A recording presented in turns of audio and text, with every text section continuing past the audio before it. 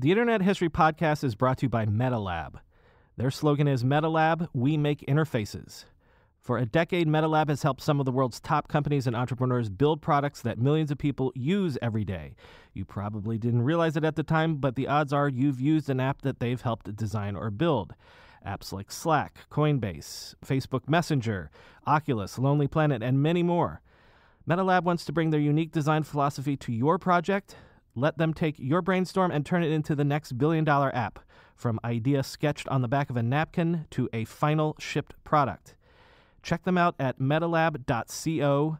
That's metalab.co.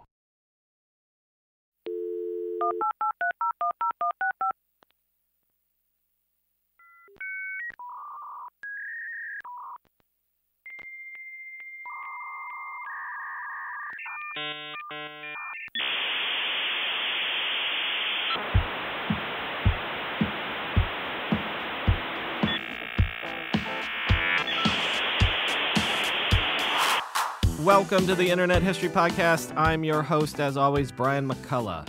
20 years ago, the acclaimed documentarian Doug Block released a landmark film called Homepage. Doug's documentary accidentally chronicled the birth of blogging, featuring several people we've talked to on this very show, including Justin Hall. But the documentary also captured a moment in time, the web going mainstream, the beginnings of the dotcom bubble, the early days of things like Wired, Hotwired and Suck, and also so many of the things that I ask people about on the show regularly. How people learned to live online, to begin to port all of modern life over to the digital. Well, Homepage is celebrating its 20th anniversary with a re-release, and starting this week, you can buy it or rent it yourself everywhere films are gettable, including iTunes. Today, we speak to Doug Block about this amazing movie that I think is one of the best historical records of the era that we have been interrogating for nearly 5 years on this podcast. Go watch Homepage yourself and check out The D Word, Doug's community for documentarians at d-word.com. Doug Block, thanks for coming on the Internet History Podcast. Good to be here. So we are going to be discussing what, in my mind, is an epochal film, a documentary that covers exactly straight down the middle what this entire podcast has been about. So first of all, tell us about the documentary and where we can see it immediately or soon after listening to this episode. Sure. I thought you almost said apocalyptic. Well, we'll see. The film is Homepage. 2 words, not one, which is actually quite significant. And it was a film that is now having its 20th anniversary re-release on digital and DVD on Wednesday, April 16th. So we should be able to order it on iTunes and yeah, whatever. iTunes is the preferred place, but it'll be on a lot of different digital platforms. And if people want to know how to get there, the easiest way is just to go homepagethemovie.com. Excellent. But the film is really about the early blogging pioneers of the internet, and particularly this one fella, Justin Hall, who's considered by at least the New York Times as the founding father of personal blogs. Well, and there's several people that are in this movie that have been on the show. Stephanie Simon, we were just talking about. Who else? I haven't spoken to Jamie Levy yet. Joanne Carl, right, exactly. From Suck. So there's a lot of Suck stuff in there, early Wired stuff is in there. Just, it's absolutely, again, if you've listened to the almost 200 episodes of this podcast, this is right up your alley. So let's start with, how did the project come about? Because I think you even say at the beginning that you thought you were doing a video diary of your daughter? Which I eventually made into a film of sorts called The Kids Grow Up many years later. But that wasn't until Lucy was about to turn 18 and go through her last year of school before leaving home. But incorporated all this footage that I shot over the years. I was just in the early stages of this, trying to think, like, what kind of film can you make as a parent about your daughter growing up? And I was mulling that, And then all of a sudden, I started to hear more and more about this thing called the internet, and email was just starting to take off, and I was just starting to use it, and realized how quickly communication was changing by emailing and going back and forth with someone, and how relationships could just kind of flame up really quickly by the very nature of email, and how you project other people that you don't see, qualities about them. And I just found something, I just had this sense that the internet was going to profoundly change the way we communicate with each other. And so I started to explore it as a documentary filmmaker. This is has to be 94, right? No, this was 96. Okay, 96, all right. I already thought I was too late. Yeah. It's like, oh dear, this has already happened. Right. And I'm too late to the party. But in terms of what Justin was doing and what bloggers were doing, it was just taking off. Mm-hmm. And really my goal was to somehow get to the nerve center of the internet, of the digital revolution. And that all roads led to Justin. So was it just a process of reaching out to people who should I be talking to, right? And because I guess your stepson was at Swarthmore? He was at Swarthmore, but before I read an article by John Seabrook in the New Yorker, and it was a lot of it was focused on Justin, and he thought what Justin was doing was remarkable, and that all links were flowing in and out of Justin's site, which was called links.net. Mm-hmm.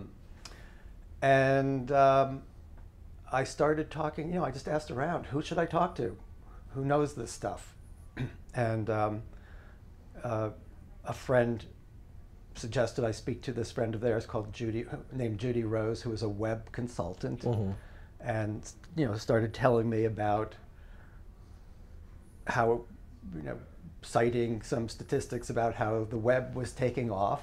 When you hear it now, it's just very amusing how small it was. But she was talking about how profoundly, overwhelming the numbers. Somebody says there's 4,000 new sites a day or something right. like that, right? Right. And anyway, it's kind of like one step led to another, one recommendation to another. I did a few interviews, but people just kept bringing up Justin's name. And so I managed to arrange a shoot with him. He was coming to New York for some reason. I knocked on this door where he was staying. He opens it. I see that hair mm-hmm. cascading straight up about a foot into the air and cascading down from there. I go oh, I think I'm onto something here. And then, after about 2-3 minutes with him, you just know you are talking to somebody very smart and witty and charismatic and kind of a perfect subject. The how readily, because the Justin that you capture is very much in the mode of, yeah, listen, I'll share anything with anybody. So how readily was he on board with yeah, you can follow me around with a camera, that's great? He was pretty on board from the beginning, but I tried not to make it seem like the film was about him. But you knew right away it was? I kind of knew. Yeah. But, I felt, why tell him that? Mm-hmm. Why put that pressure on him? Why burden him with the idea of having to carry it? I told him I'm exploring the web. I was fascinated by his website. I just wanted to learn more about his story, and then, I'd be, and absolutely wanted recommendations from him of who was doing interesting stuff. I was looking for people doing the most interesting stuff on the internet. And I wasn't interested in the big companies and, who were trying to get streaming off the ground. We're trying to make the most money out right. of the internet. I was immediately attracted to the personal websites, which are now known as blogs, but back then were known as homepages. Right. Thus the title. And I found myself drawn to sites like days and nights of me and my dog. Well, I wrote this down. There's because you actually, one of the things that's great about it is on screen you show some of the early pages that you're as you're trying to learn about the web, like things like Todd's Gallery of Pathetic Human Regret. And exactly. And like that alone is worth watching the movie to see like that era of like web design, of what was possible, and then getting the sense of what were people like. I've struggled to explain this because the early web was a lot of everything, but at the same time nothing, Right.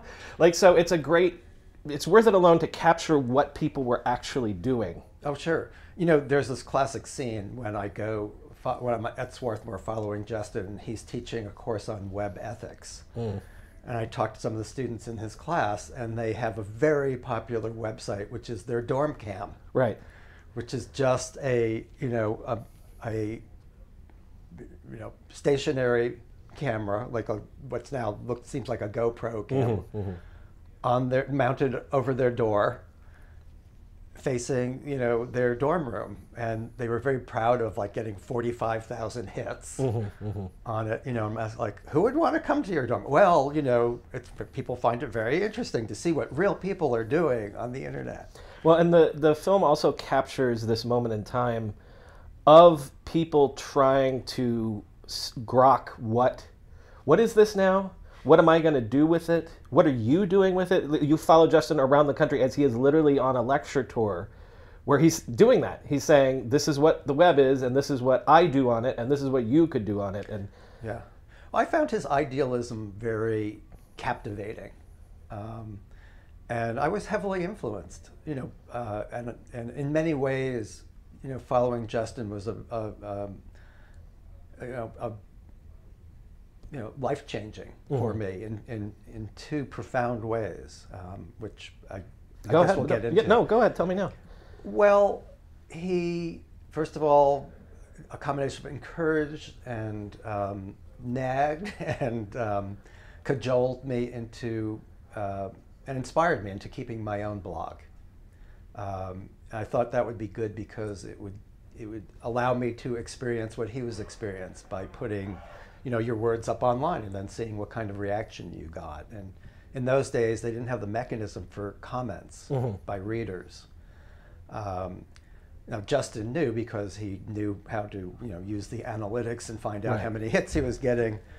I probably could have. I kind of didn't want to know. I found it easier to write if I just imagined nobody was actually reading it.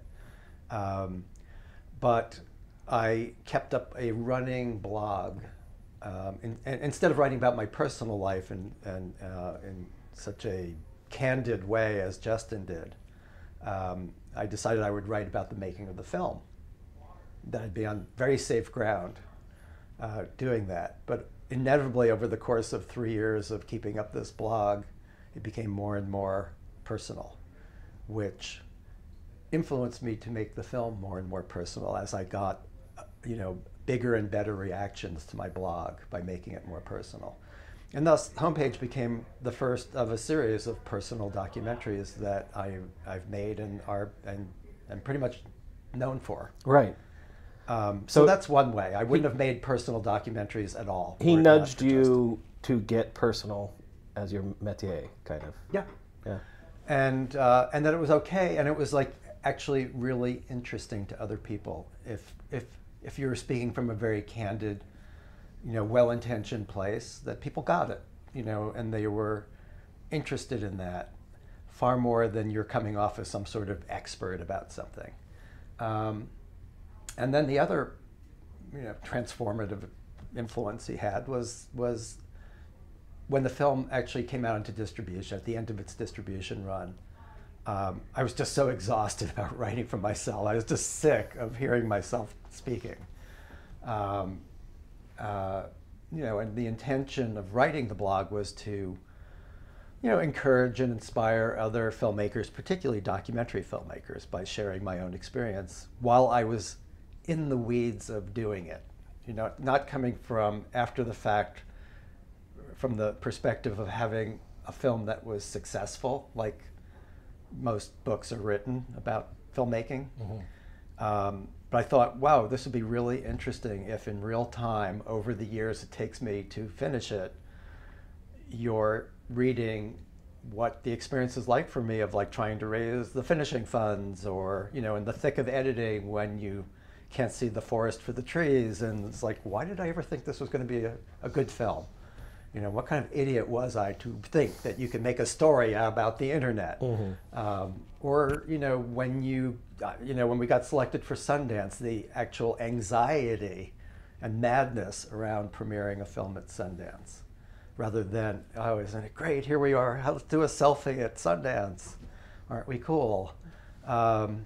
Anyway, 3 years of that got me pretty sick and tired of it, particularly in the distribution phase, where it's hard to be quite as candid because you're dealing with such incredible assholes that you don't want to just like name names to the same degree. And, you know, people who just have no integrity and lie madly to your face and don't do what they say they're going to do and break contracts, or, you know, or break their word. And so I got more and more interested in virtual communities as I was making the film, because Justin started working for Howard Rheingold, who was, kind of the master of virtual community. And kind of on a whim, when a friend and I were in conversation, we got to talking, and he mentioned how easy it would be to just actually start a virtual community. And I thought documentary filmmakers would make an ideal virtual community. And the next day, the D Word transitioned from being my personal blog to being a virtual community for documentary professionals worldwide. And here we are 20 years later, celebrating our 20th anniversary, and we have over 17,000 members from 130 countries. Yeah. And so it is, you sort of practiced exactly what you were preaching in the movie, and like, well, I'm getting ahead of myself. Here's my first observation. Okay. The film captures, like I said, everybody trying to figure out what it is that we can do with this. Like, what is the utility in my life for this? But then because you were sort of a newbie, like, it is about you, like some of the early questions that you're asking people when you're interviewing them are like, so like, do you have to protect your reputation? Like, why would you share this? And stuff. And then over the course of, like, you can hear that go away even in the questions that you ask. So it's like almost like you're the audience surrogate of like learning to live online. Like, what does it mean? What are the trade-offs? You're showing your family, your parents getting a computer and learning to communicate via that for the first time. So it's like, it's priceless in capturing, even through you, the transition that everybody made in those years. Yeah, I mean, it wasn't something that I went in with the intention of doing. I mean, I just kind of went in as a blank slate. Mm-hmm. I didn't know much technically. That's exactly what I'm saying. Yeah, and so when it came time to edit, you know, I think that was really the place to start. You know, I mean, once we started editing, I realized it was going to be a personal documentary because I'd already shot it. Right. You know, and I'd shot all these scenes with my wife and my daughter and my parents, and really one of the major reasons why I went there was because I thought what all these young people were doing on the internet was pretty out there. Right. You know, it was not the norm of human experience, and I felt like, ooh, if all you see are those people, you're going to take them after a while for the norm and not see how out there they are unless you have, you know, a group that is what we consider more normal, you know, to compare them to. Well, this is exactly what I'm saying, is that, again, it's almost like it's you're an anthropologist at the beginning, and like, look at these weirdos, these out there people that are doing this thing. Yeah. And then, as you're saying, it evolved into you running for 20 years the most successful online community for documentary professionals. Like, so it captures the transition of like, what is this thing? Why do I need to use email? To like, well, this is how modern life works. you capture it with your family, you capture it with yourself. And so, like, I think that that's what makes it priceless as a documentary, because it's not just capturing these people that were there at this period, but you're actually capturing the transition of it being this out there thing that, look at these weirdos doing it too. Oh, well, this is what we all do now.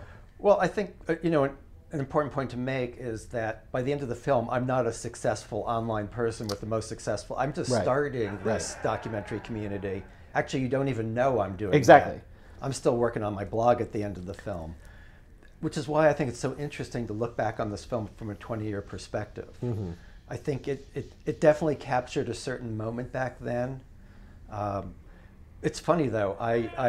In preparation for this interview, I looked at parts of my blog for the first time in many, many, many years, mainly because I wanted to look up the name of a certain company I was dealing with at the time.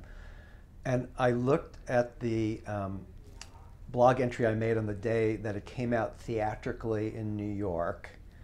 At the same time, it was going to be online for free at a company called iFilm, and it was going out on home video on this company called Big Star, all at the same time. But I was about to read the New York Times review, which of course is what determines, at least back then, whether your film is going to succeed or not, get booked into other cities. And I wrote down that, I was trying to, express my, anxiety over reading it. I was sort of delaying reading it a bit because I suspected the critic didn't quite get the internet. And I wrote a line saying, regardless of what he writes, I just see this future for this film online as a, kind of this unique historical document of the early days of the web, which was an interesting comment to make back in 1999, I think. Well, and an interesting thing too is, so you start working on this in '96, and then by the time it comes out, again, this is a weird period in time where you think you're late to it.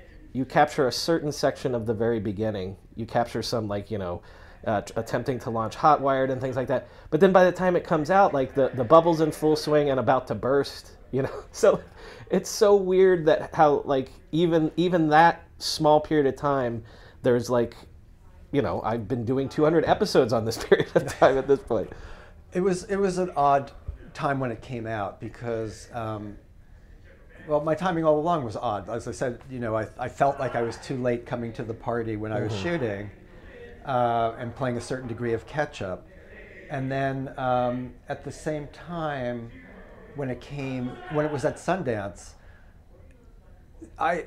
there was weirdly very little interest in it. It seemed like, a few people kind of got it and were intrigued, but Justin felt a bit like an outlier, and several people let me know in certain ways that they found him off-putting what he was doing in terms of invading other people's privacy publicly. The next year at Sundance, Park City was lined with Winnebagos from dotcom companies. And there was a film there called Startup.com that was like one of the big hits at Sundance, because all of a sudden the internet was all about who was making money and what big companies were coming in, throwing their money around to possibly to filmmakers. And everybody wanted in at Sundance. So I was a year too early there. That was unfortunate. Put a pin in that, because I do want to come back to that thought too. But let me just, these are from my notes from watching it. Like some of the things that you actually capture people wrestling with. And some of them are your questions to them, and some of them are like what they're bringing up. Like, why can't you talk to people in person? What about just having a conversation? Why would you just do it over chat or text or something like that? Like that feels anachronistic. Well, Justin was a provocateur. Yeah. It was Justin that I was asking that question to, because he really pushed the envelope in terms of revealing what people said. And he was trying to engage people in a certain amount of back and forth, which we would now, by the way, do in instant messenger or privately. But at the time, you're feeling like it's passive aggressive. Why not just go have a conversation? Yeah. Right. And he goes, well, why can't people talk to each other? Why do we have affairs? You know, he was trying to get at conversation that made people uncomfortable by being, you know, radically honest. And so everybody who came in contact with Justin had to be super aware of what they were saying, including me. You talk to, I think it's you talking to a woman, or she's talking to you about her online self is not the real me, or is it the real me? And again, capturing this moment of, like you and I were talking off the air about how you deal with kids now. Like that's something that you don't get to come to terms with when you're like, that's innate now. Like the idea of like, what is the real you? How do you represent yourself in these different realms? Yeah, I mean, this was pre-Facebook, pre-Instagram, where we now, everybody, every day wrestles with their self-representation. Yeah. Do I have too many shots of myself smiling? Maybe I should do a serious pose today. Yeah. The curation of ourselves, Yeah. of our images. Yeah. Yeah. I mean, there was a certain degree of curation back there, but actually what was so interesting to me about Justin was he was so unfiltered. You know, he didn't seem to be about curation. He seemed to be about splattering all his thoughts down onto his blog every day in this kind of ongoing online diary. And he was a good writer.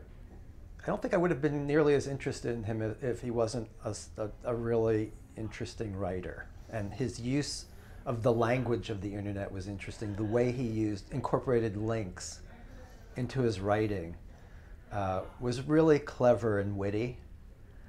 So you always wanted to click on a link because he kind of made them suspenseful. You didn't quite know necessarily where he was linking to. Is it a joke, or is there an extra meaning to what he's actually pointing me to? Right. He trained the Suck guys to do that as well. Yeah. Yeah. And trained me. Yeah. Two more observations. Someone says, if you had video, would you ever stop doing that? Justin said that. What if we had video? And guess what? Yeah. He's doing now video. Exactly. And then someone says, imagine if all of your relatives have web pages. Yeah.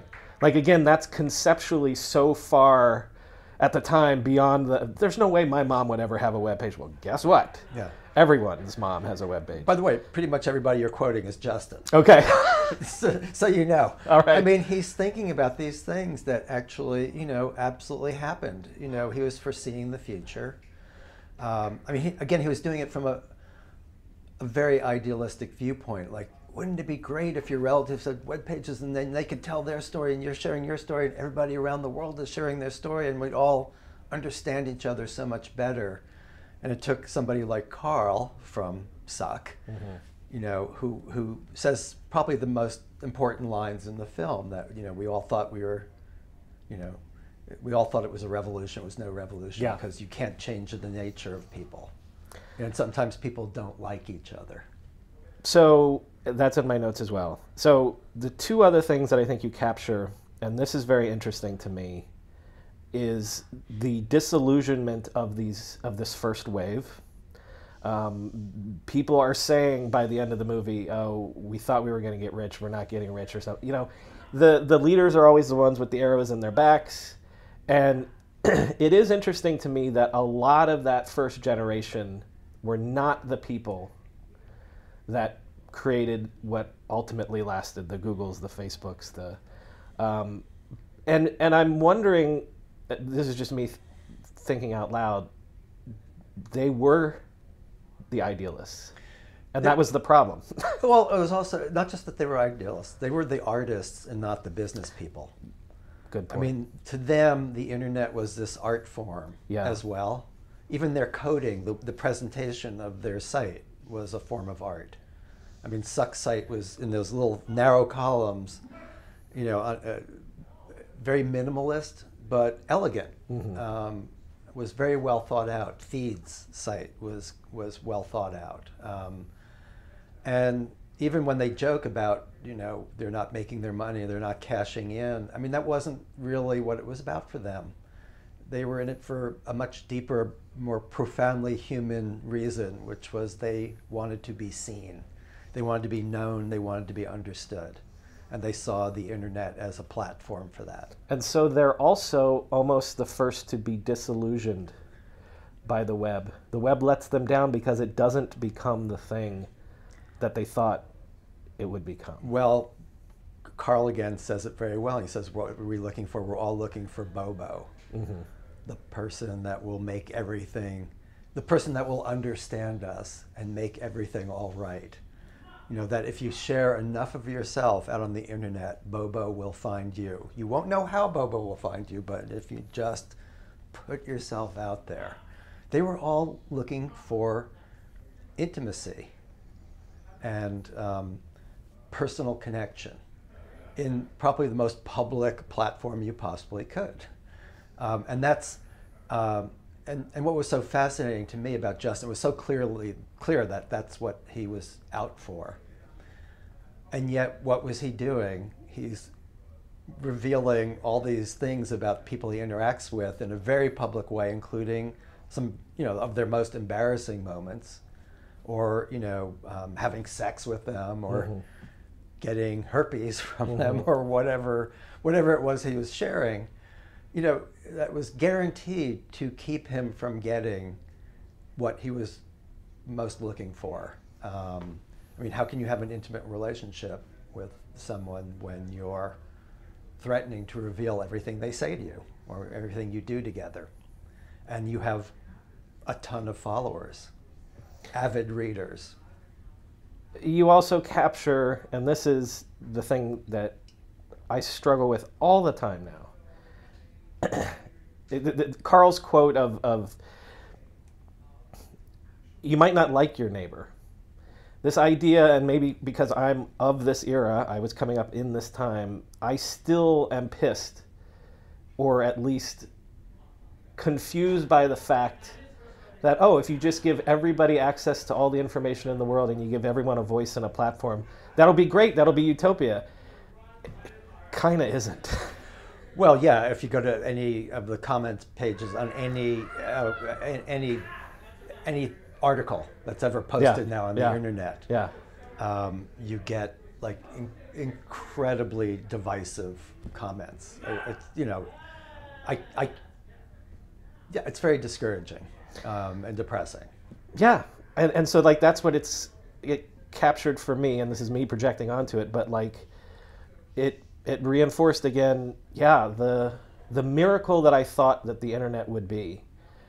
It is miraculous in a lot of ways, but I could not have anticipated in the years that you were filming this movie the extent to which the downside was just as powerful. Yes. And some of the people are in real time experiencing that, Justin among them. Right. Where already, you know, people are experiencing having terrible experiences online and retrenching from being online. Right. By the way, are you hearing all this noise? I am. I'm not quite they're sure. Having some sort of. It's not loud enough that it's in the background. But okay.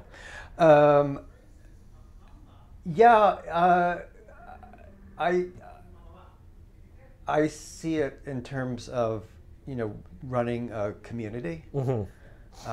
And why we've managed to stay, you know, and thrive for 20 years and for the foreseeable future. Mm-hmm. It took a lot of work. I mean, it's heavily moderated. In the first couple of years, me and my fellow co-host set a tone of etiquette, and if you didn't follow it, you would be removed. Mm-hmm. And we also set an example of sharing, of encouragement and sharing, and a kind of just positive encouragement of each other, and friendliness and warmth, you know, and just kind of an openness and candor, you know, I mean, all those qualities, plus we weren't charging money for it. And I think people caught on really quickly that you don't want to upset the apple cart, you know, and there was one guy who was sort of a notorious ranter that we let in because he was a well-known filmmaker. And he, in fact, did start to rant and abuse it. And we gave him a couple of warnings. And he, you know, he finally had to kick out. We've had to kick out 4 people in the 20 years. Actually, 2 years later, he begged to come back on. And we wouldn't. You know, it's just... so I think part of the issue with the internet now is these comments are done, first of all, anonymously. So people don't have to defend themselves in person. And it is not in person. It's done in a way that I think most people don't even, aren't even aware at many times of the hurt they're causing or the pain they're causing. They're just unleashing their own frustrations or insecurities or getting stuff off their chest, you know, or political beliefs, you know, whatever it is. It's not done with the goal of civility. If anything, it's done in just the opposite. You know? Well, it's almost, again, it's almost Justin's provocative instinct that you capture as well. Like, that is something that is native to the internet. And that's something that, like, the internet almost empowers. Like, it's somehow instinctual to go on and want to be provocative. Right. And somehow the internet is just this medium that amplifies that sort of instinct. Right. But it's very different. I mean, there are certain platforms that instigate this more, you know, or inspire it more, like Twitter. Yeah. You know, because it's such a, you know, because it's done in these little short staccato bursts. It's much more set up for somebody to just throw out their opinions, and then it's the opinions that get debated back and forth. Yeah. You know, these were people doing personal blog posts and putting, you know, time and effort into it. And I think the comments for those are always much more supportive over the years. I mean, it's very rare for somebody to get on and really blast somebody for a blog post. But the gamification of it is still there. Because you're in the movie, you see people like checking their logs and seeing like, well, how many people read this? Someone says at some point, well, I thought, you know, people would always ask me about Justin's website, and then when I would go look, people wouldn't actually have read as much. But so what I'm saying is that things like Twitter, it is all about what's my follower count. On Instagram, how many hearts did I get? Like, so everyone, there's always that gamification of what are my numbers? I need bigger numbers. What's the thing that's going to get the more engagement and things like that? Like, that's always been there. It has. The example you just cited was actually, it's really more stunning than that, because this was a quote from the husband of this woman who was having an affair with, where both she and the guy were keeping real-time online diaries of their affair. And here's the poor husband, first of all, you know, saying that he actually appreciated her writing it so that he knew what she was up to.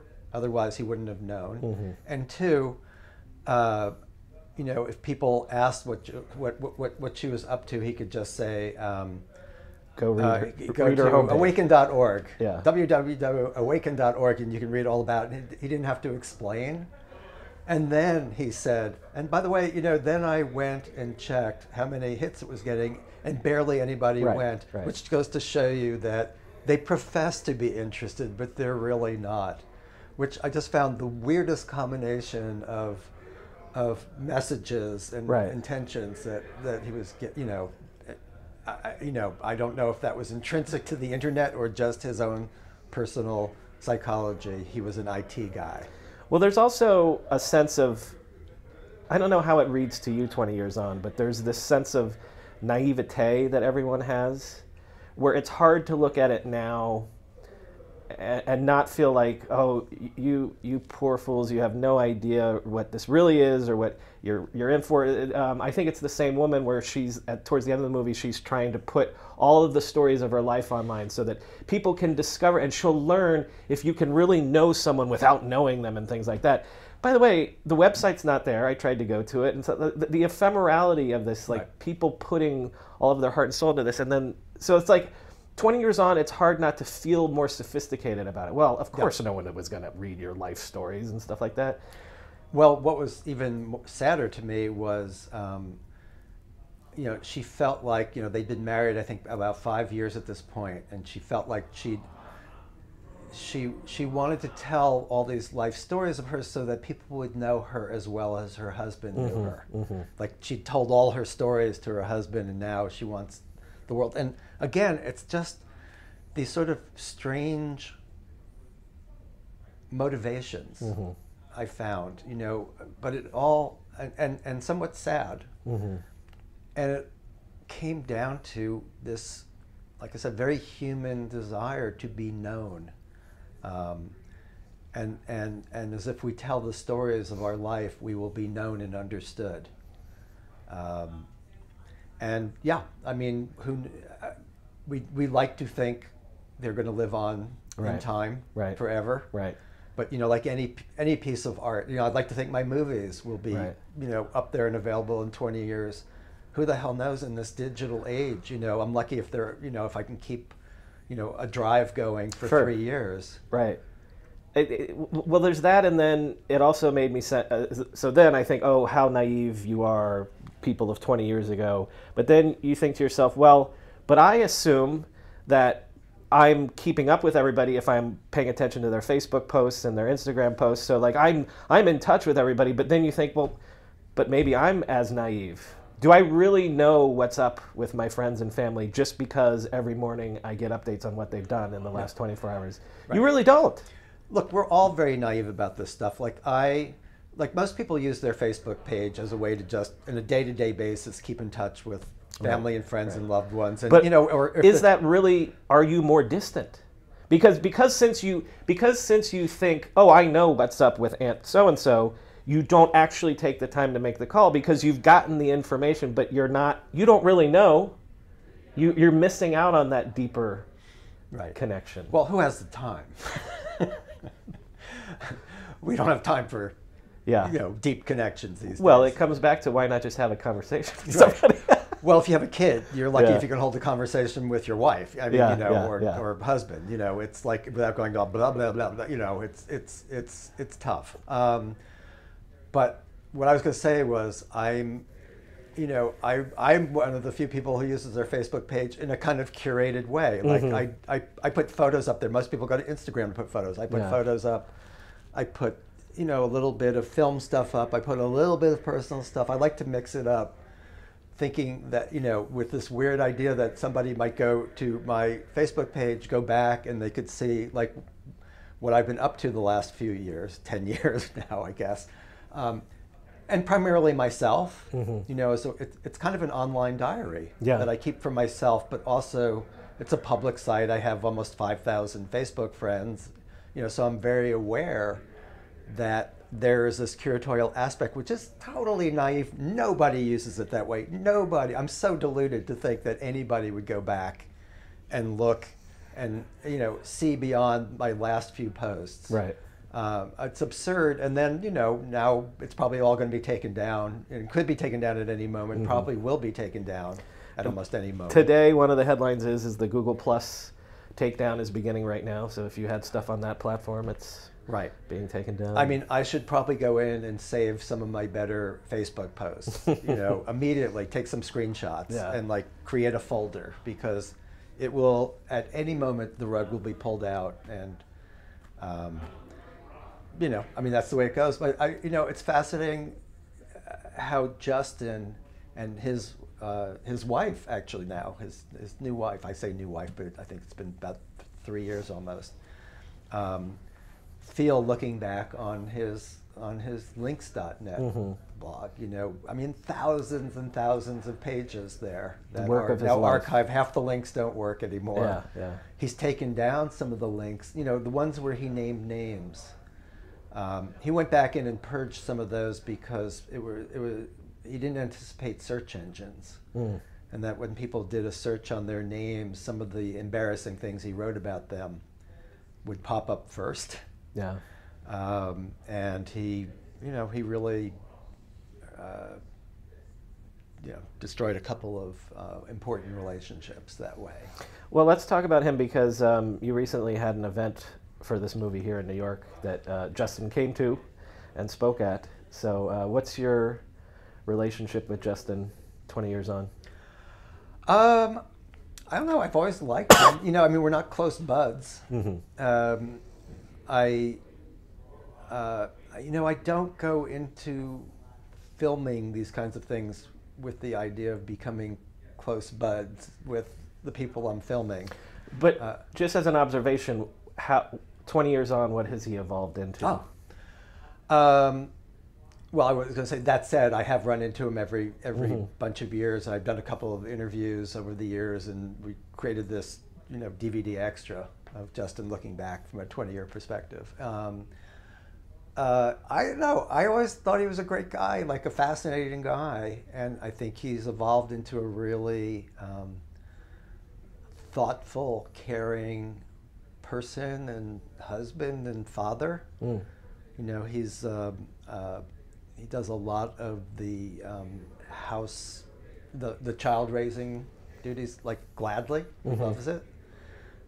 He now runs he got a hold of the URL bud.com back in, I think, 1994. He had the foresight to grab the URL and turned down a $50,000 offer way back when from Budweiser for it. And now he is the COO of bud.com, which is a delivery service delivering marijuana in California, mainly around the Bay Area, but throughout California. So he's and he's very passionate about it, and so he's I don't know. I thought he might be way back then. I thought, ooh, this guy might be like the next Steve Jobs or Bill Gates or something. I always thought he had that potential. But the way he sees it, or has described it, is in large part because he came from a family of means. He didn't have that drive to make money. And so he just channeled it in different ways. He was big into gaming over the years. He went out to Japan, lived in Japan for a couple of years.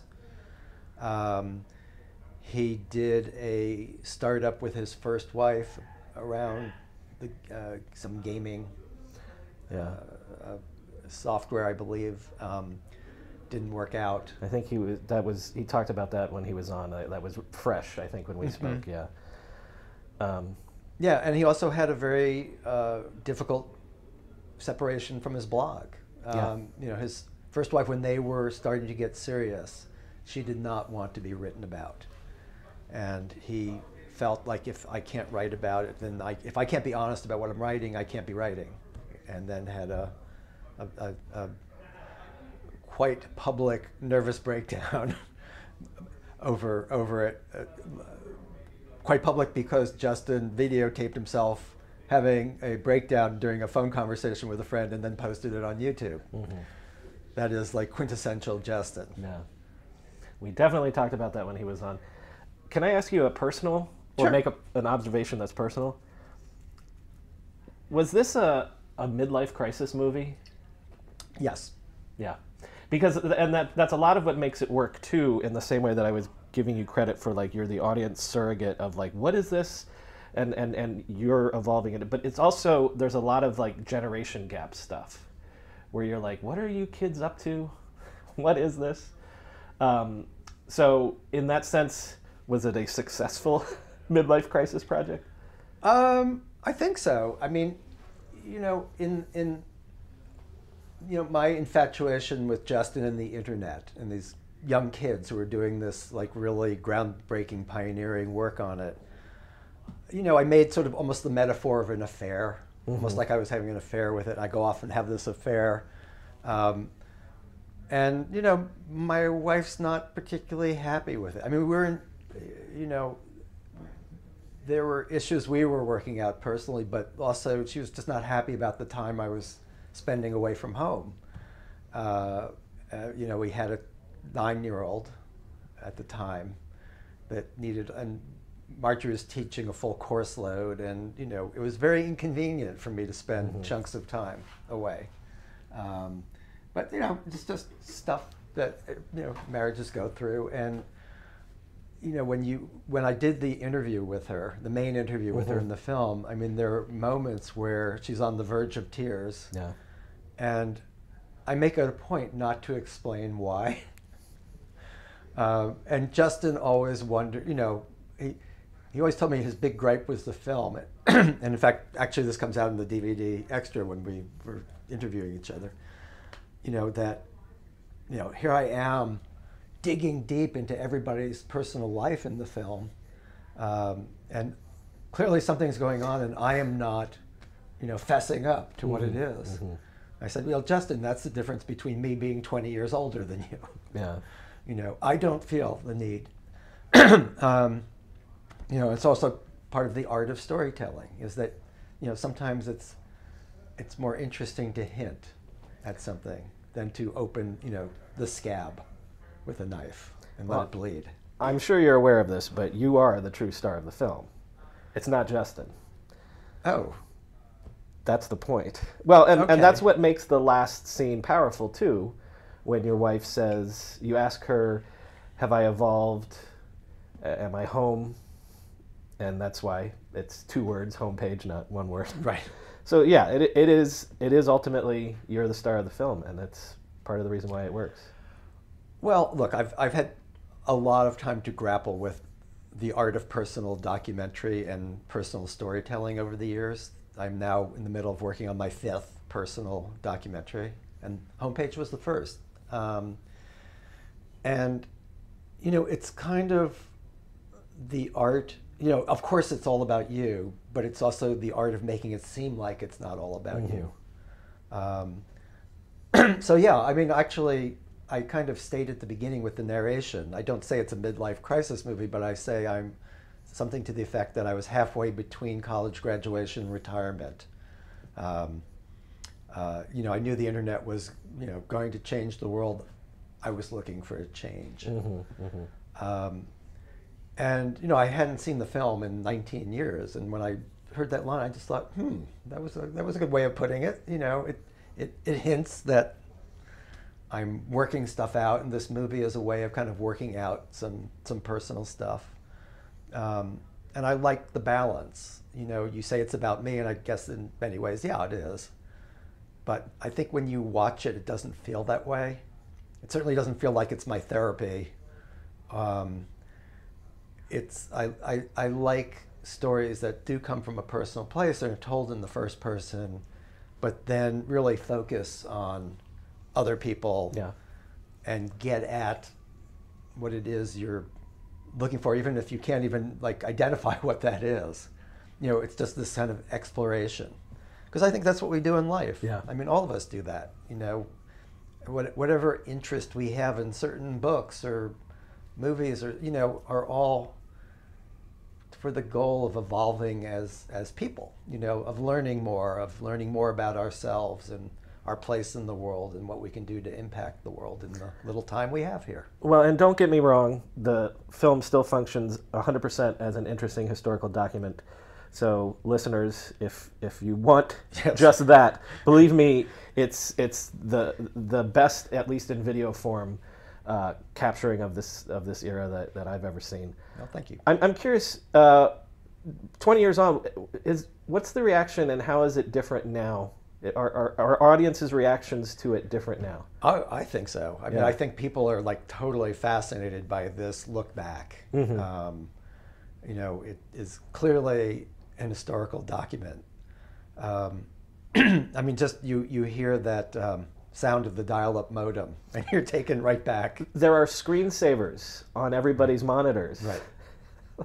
The flying windows, and it's you forget. Yeah, if you would walk through an office like this 20 years ago, every computer that was not in use, you'd have those flying windows going by because everyone needed screensavers. Little things like that. There are other little things. I mean, this was shot very lo-fi. Yeah. It was before digital camcorders. You can totally tell that. It's got a square frame. Exactly, yeah. It's not elegantly lit. I mean, we're used to documentaries now being shot in these incredible 4K cameras, with, incredible resolution. When we show a computer screen now, it's usually done in a kind of graphic sense where you see words being typed out in almost animation form. Very clean, very creative, little text bubbles when we're having a conversation. I just point my camera at a computer screen. You see the roll bars. You see the shimmying. Yeah. Well, you also show actually the pictures taking time to line by line download onto the screen. Which actually is really effective when Carl Steadman shows the photo. Yes. We hit the link. I talk about Carl, like, why did you put the link up? And he goes, well, it told the story. And, you show me, like, clicking on the link.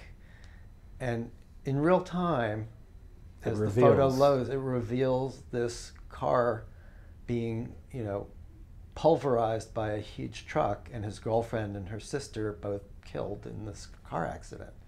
And it's very powerful in a way that just cutting to the photo wouldn't have been. But I think it's it's fascinating in a couple of ways. I think looking back from 20 years, I think just from a nostalgia point of view of seeing what things looked and sounded like, and but I think also I think the year that I followed Justin was I got lucky. I think it was a pivotal, transformational year for him personally, and I think it was for the internet as well. And I was able to capture and foreshadow what would happen to the internet, all in the course of a year of filming. So there was that, and I think also seeing what our aspirations were for the internet back then is very poignant and powerful in light of what it's become, in light of how we use social media now, not just to communicate and inspire, educate, but like to knock people down and to divide, and in very real ways to turn elections or influence voting, or create revolutions or deflate revolutions.